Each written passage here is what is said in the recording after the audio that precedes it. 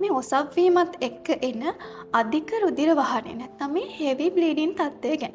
මේ තත්ත්වයේදී රක්තහීනතාවය ඇති වෙන්න පුළුවන් නේද මහාචාර්යතුමනි? මේ තත්ත්වය ඇති වුණොත් කොහොමද මේ තත්ත්වයට මුහුණ දෙන්නේ? ඔව් සමාධි දැන්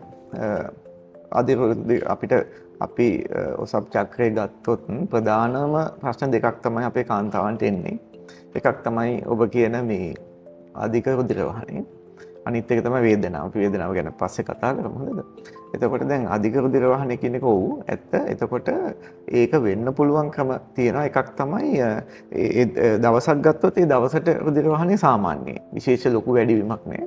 හැබැයි නවතින්නේ නැතුව ඇදීගෙන යනවා දවස් ගණන් සති ගණන්. සමහර අය එනවා මාසයක් එකමාරක් එක දිගට පීරියඩ් එක හැදිලා එහෙම නැත්නම් ඔසප් වීම සිද්ධ වෙලා.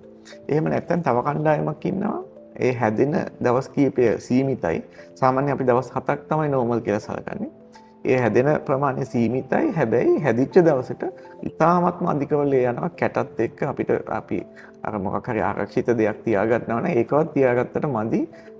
ඒනොත් පිටින් ගලාගෙන යනවා. ඒකට මේ අවස්ථා දෙකේදීම අධික රුධිර වහනයක් වෙනවා. අපේ කාන්තාවගේ තියෙන ශරීරයේ තියෙන හිමෝග්ලොබින් ප්‍රමාණය බහිනවා.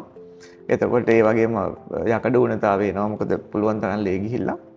ඒ වගේ කාන්තාවන් තමයි ඇවිද ගැනීම අපහසුව, සුළු දෙයකටත් මහන්සි, ඇඟ සුදු මැලිවීම, හුස්ම ගැනීම අපහසුව මේ වගේ දේවල් එනවා. ඒකට අපි මේ වගේ තත්ත්වයක් අනිවාර්යෙන් නවත්තන්න ඕන. මොකද හිමෝග්ලොබින් කියන අපේ රුධිරයේ තියෙන ඒ ප්‍රමාණය අඩු වුණොත් අනිවාර්යයෙන්ම අපි මේක නිවැරදි කළ යුතුයි.